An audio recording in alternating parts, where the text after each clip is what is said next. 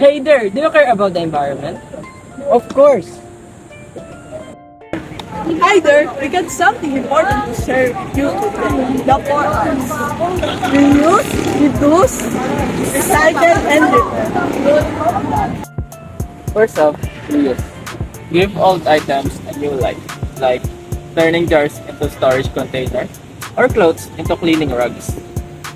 Reduce. Use reusable bags and buy a product with a minimalist pack to cut on waste. Recycle means giving material new life after they serve their purpose like bottle, glass, and paper. Lastly, repair. Instead of discarding broken items, consider repairing them.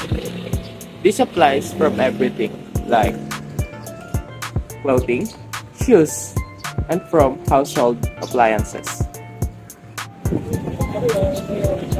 Volunteer helping people and various items.